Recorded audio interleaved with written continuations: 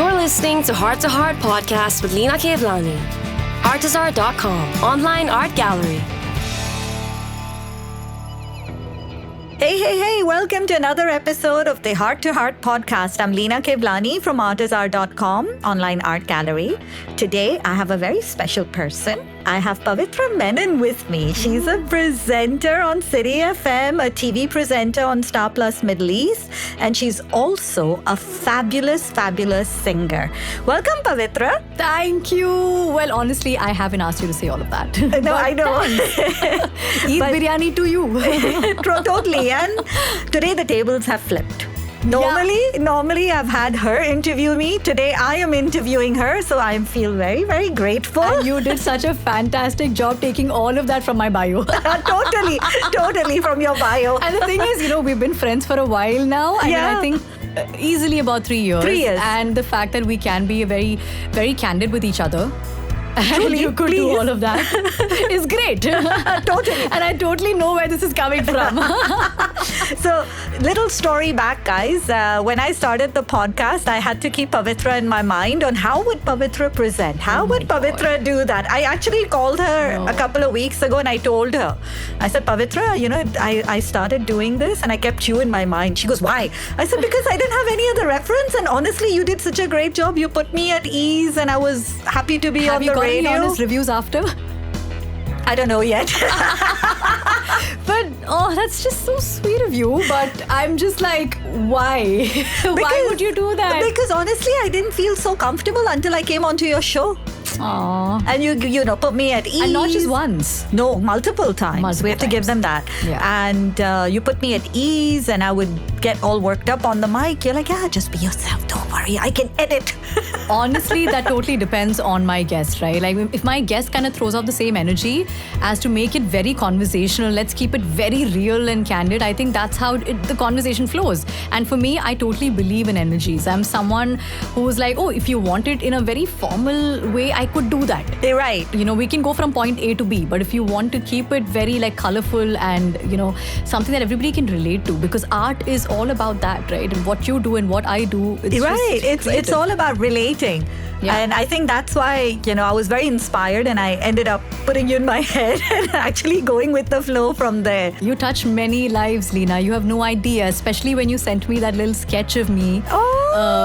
I was just on top of the world because no one's done that for me. I mean, of course, thank you. In a world where there's AI and there's so much going on, there's ChatGPT, within one text, you can just get things happen. And in that world, there's someone who can make something so beautifully curated and personalized is something. Thank you. No, I love it. I love what I do, to be honest. Just like you love what you do. Yeah. So tell our viewers, tell our listeners a bit about yourself. Where do I start from? I'm this middle-class girl who grew up in Kerala in a town called Kochi, which is now a city.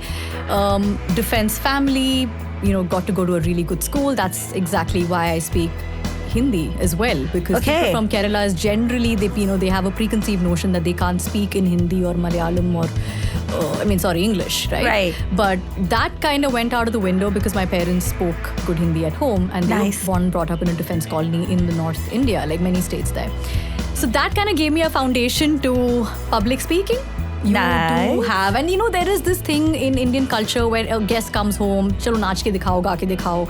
That kind of thing obviously helped a little bit. My parents didn't make me do that. Oh my God. That was just like a ritual. It had to happen. They have to show off. Other parents would probably be but my parents would show me off. Especially my dad. He was always so proud of the singing and dancing part that I did. They actually thought I could make that a career. And though I've always been an above average student, not like a 90s, but always stuck in the 75, distinction ठीक है इतना काफी है because they knew I always wanted to do something with media, either be an actress or singing or dancing or speak or journalism. So that's where it all began. And then I went to a college in Coimbatore, again a very small town in Tamil Nadu. I studied there. I studied media studies, took diploma in public relations. got back to Cochin, started acting a little bit, started doing music a little bit, started emceeing just for that little pocket money that wouldn't come from your family, but you got to make it yourself. Right. All of that happened, event management happened, and I got a call from Dubai, radio. Nice. And I had no idea how big radio is in the Middle East, in Dubai, in this part of the world. These guys, radio personalities, are considered to be celebrities back in the day. I don't know about today, but then I feel like after social media, things have changed, of course. Yeah. But back then, this was the only medium, and I was just like, wow, this is great. I mean, I've seen so many personalities flourishing their career, glowing and doing so well, and I'm like, maybe this is the place, right? This is the calling, and when that calling comes to you, you've got to just do it. Nice. Just jump into it. Jump into it. That's beautiful. So I took the leap of faith. And that's how you got into radio. That's how I got into radio. It was 2014 Jan. When I came to Dubai, kind of forgot about everything that was happening in India. Maybe at that point I was thinking of becoming an actress in Malayalam industry. Mm-hmm. But I knew if I'm going to take this break and come here, people are not going to call you. They're not going to call you for any casting calls. Nothing. This is a different life. Here, it's like there is a 9-to-5 job kind of feel, because that's how the city functions. Right. But at the same time, it's creative. So you're getting to do what you need to do between that time, but you're also doing something very different every single day of the life. Every single day of your life. You're like, you're also speaking to so many kinds of people. For example, I spoke to an artist like you. I speak to a doctor tomorrow. I speak to a film star, a big personality. I'm speaking to someone who's a homemaker. I mean, you're touching different lives, and that's what's important to me today. And that's exactly why I stuck around for a while. That's amazing. And you had to take some training to get into it, or did you just flow into it? Like in my times, when I say my times, couple of years ago. Yeah, 10 years ago. About 2008, 2009, yeah. When I started college or university, nobody really taught you how to do radio. Mm-hmm. Radio has always been like looked at it as a technical thing. Like, what's AM, what's an FM. Beyond that, radio was just like, someone who loves to talk. But if you ask me today, is it just someone who loves to talk and be on radio? I would say not really. But if you passionately can talk about something, and if you can relate to the other person and have that one-on-one connection while you're speaking to a million other people out there, then that's it. You've done your job. Do you research a lot for your interviews and all? I mean, yeah, we have to work a little bit, on the show before you get on that mic, because sometimes you can't just improvise all the time, right? It has kind of become like a muscle memory after a while of what you need to say, what you can't say, and how you can kind of indulge in a conversation. But at the same time, we do have our little show preps that we do. We do keep in mind about what's going on in the world, and that's where, your prepping comes handy. For example, if something's going on, if there's some big event that has happened, whether Bollywood in the world, some huge merger that's happened, and that's worth talking about if it makes a difference in somebody's life. Yeah, then of course, I think there's always a take back on radio. I'm not like a news person there to tell them what's really happening. I have to be a person who has like an opinion, but what do you think? Let's have a conversation about it. So there's always a take back on radio. Nice. And who's been your biggest supporter? Your parents, huh? Yeah. I mean, obviously it started off with my parents who were always at home, probably my teachers in school. But now I think it's my husband, my friends who, continuously see me on social media, or they meet up with me. There are days when you feel like you're burnt out completely, because creative business or art can sometimes do that to you. When you've done so much of it, you put so much of yourself. Literally, I feel like every time the mic is on, I put a little soul of me there. Mm-hmm. But then sometimes you get to an edge where you're burnt out. Like, there is nothing else that I can give. I've given so much. But that cycle keeps happening. Yeah, you just need to sleep it off. That's my way. Either sleep it off, sometimes take a break. I go off the grid. Right. Like, I take a holiday where I do not check my phone. And that's something that I've been doing for the past 3-4 years now. Nice. People tell me like, where did you go? You've been MIA completely. I think that really helps me, because when I am just completely off all of that, because that's what I do for my living. I don't do social media because I completely love that. It's also commercial, right? Right. It gives you some sort of revenue. So then it becomes like a job. Right. And I don't want it to become a job. You want So it to still be fun. Yeah. And the moment I feel like something's become a job, I quit. Like I can just completely deviate my mind to something else. Very nice. And from radio, you moved into TV as well. And how did you find that difference? So TV happened much before radio did. Back in really? Kerala. Okay. I used to be a VJ for a channel. I've done quite a few Bollywood, masala, entertainment. I've done all of that. Nice. But when I came to Dubai, radio was a completely different ball game, right? Radio is about current, like you're talking live to people. There is nobody to cut and edit and all of that and just put your, nice little looking angles and all of that. No, they don't do that here. So radio happened later, and then because of radio, you get a different kind of confidence to be on TV. Because you've done live shows now, you only need to bother about how you look. That kind of helps you with television. So your talking part is done. Now you just need to look at yourself and stand a certain way and throw your personality out there. And whoever you are, just stand with confidence, and I think your TV job is done. So I feel like television for me has been a lot easier than being on radio. Oh, wow. Okay, I would have thought it would have been different. I mean, nice to know. To each to his own? I feel like, yeah. I mean, maybe for me it's this way. Probably for another person who's a television personality might just, agree to disagree. I have no idea. So guys, one thing I did say, she's a fabulous, fabulous singer. She doesn't say much. She was blessed to sing for the legend A.R. Rahman recently. I mean, by recently, I mean last year. Honestly, that's the word, blessed. And I'm so grateful that happened. I mean, she spoke about it for 30 minutes non-stop on the phone. I have to tell you that, the whole from A to Z.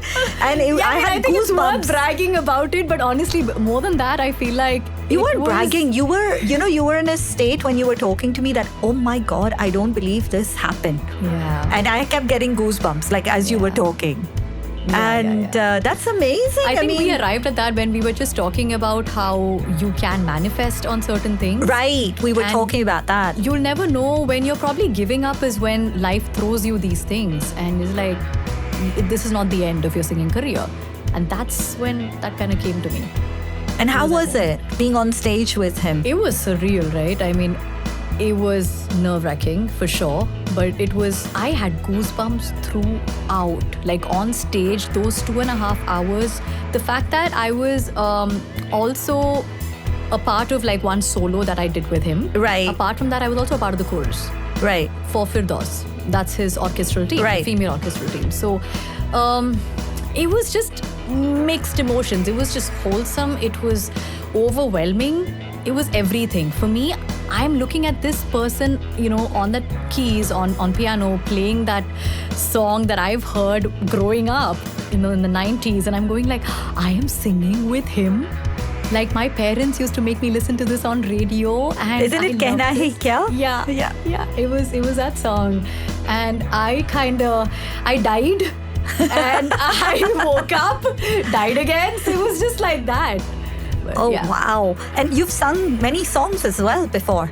I've done quite a few playback singing, basically for Malayalam music, but not obviously for AR yet. But never say never. Never say never. Keep dreaming, keep manifesting. Yeah. That was amazing.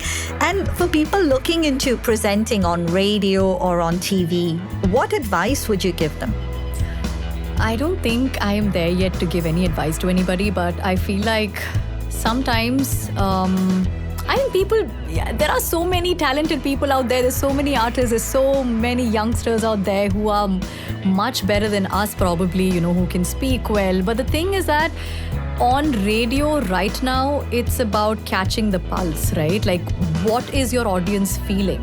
Go with the whole feels. Like, I am a very feels-wali person. Like, I love the fact that I can resonate with them. I can kind of connect with them. Music is my forte, so I catch on to that.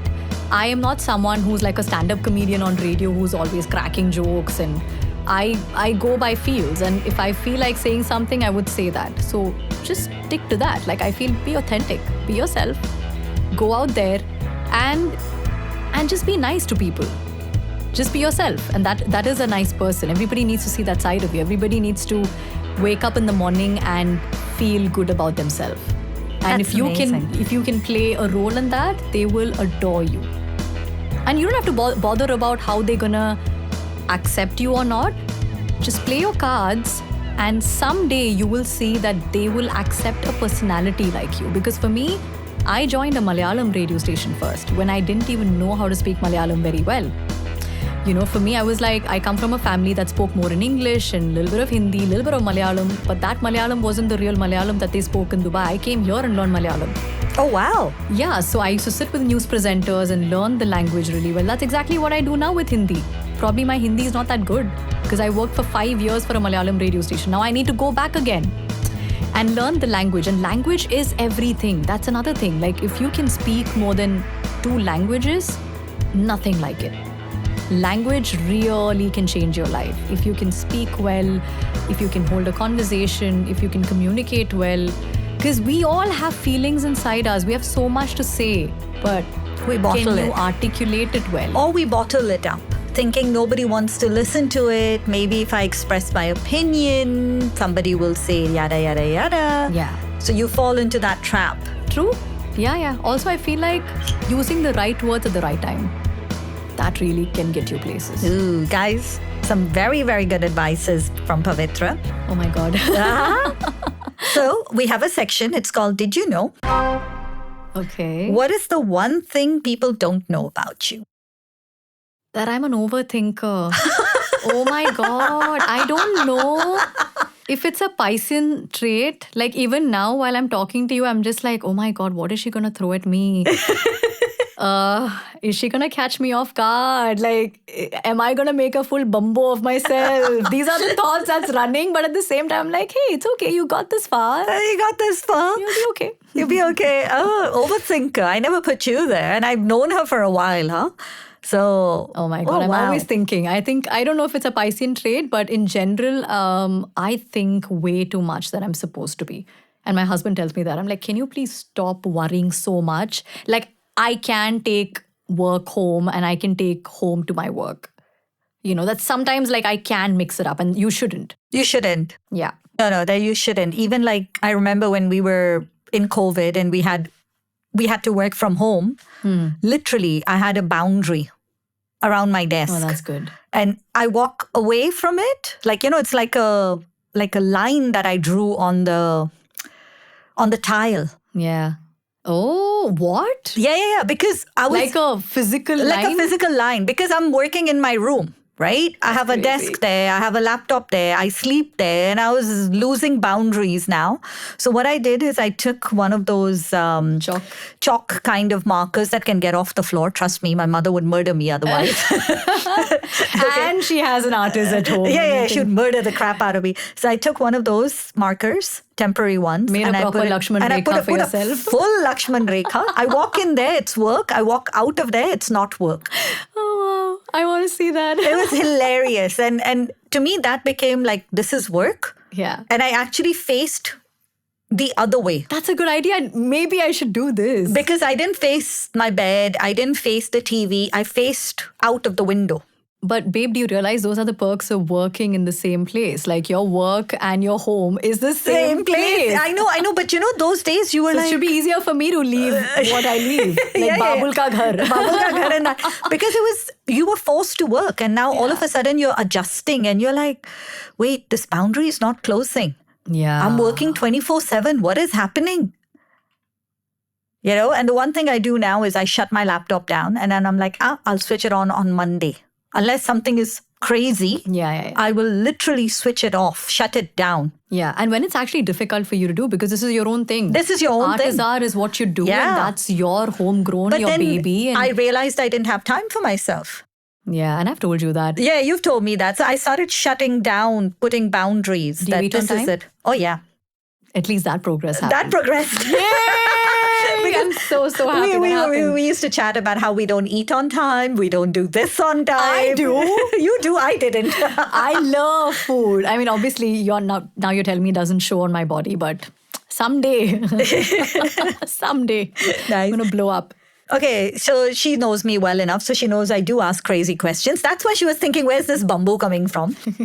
Who's the one person you wish to have interviewed on your show? Till to now. Like somebody you haven't interviewed.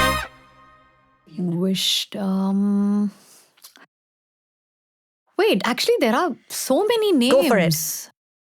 I don't know. Yeah, I can just go from Rihanna to J-Lo to so many artists and even Asha ji.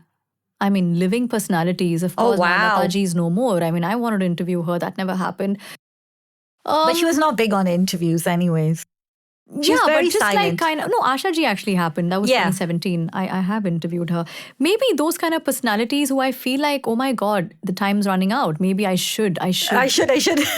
You know? Did you have a fan moment with any of the... A.R. Rahman all the time. Always. If there's any time I'm fangirling and melting my heart out, that has to be only with him.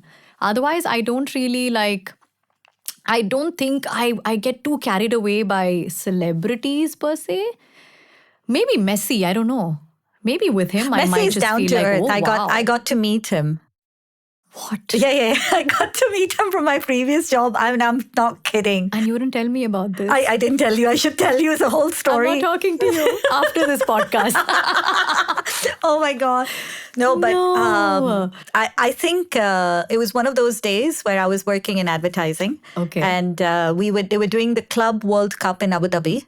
Oh, So we used to bring in the kids and manage them. They were the kids that used to carry the flags and hold the players' hands. Yeah. And then you walk out. Yeah. So those kids, I was managing them, Oh, taking them that every is- day to Abu Dhabi and back.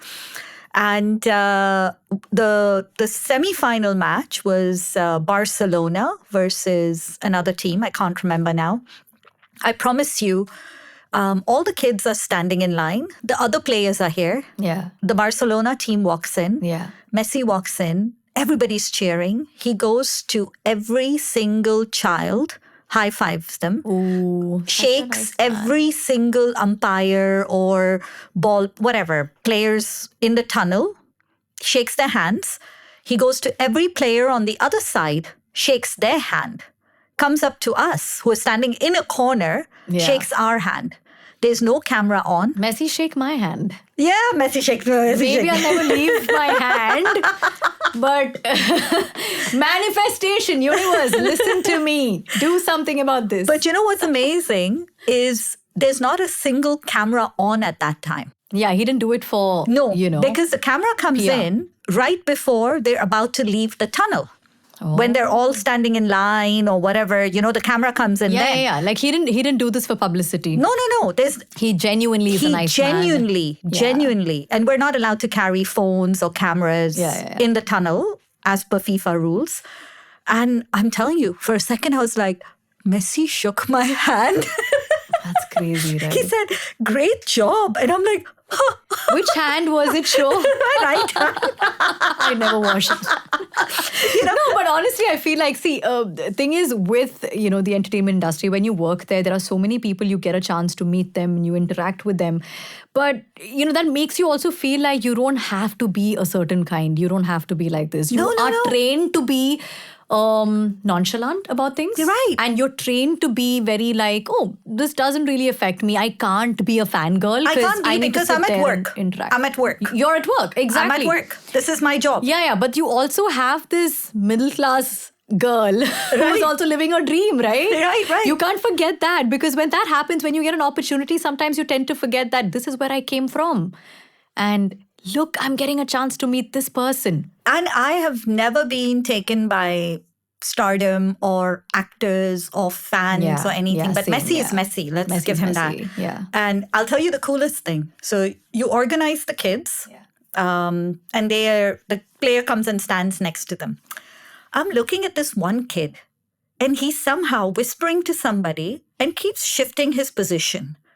Oh. And I'm like, what is this kid up to? And then he looks at me and I'm like looking back at him because I can't go up to him and tell him because he's already in line. And you don't create a ruckus. Yeah. From far, he's like looking at me with puppy eyes and he's like, holding his hands and give like, me a chance. don't say anything. And I'm like, okay, this kid is onto something. He has watched matches and counted where Messi will stand. Oh, wow. He was so smart. How he got to talk the other kids out.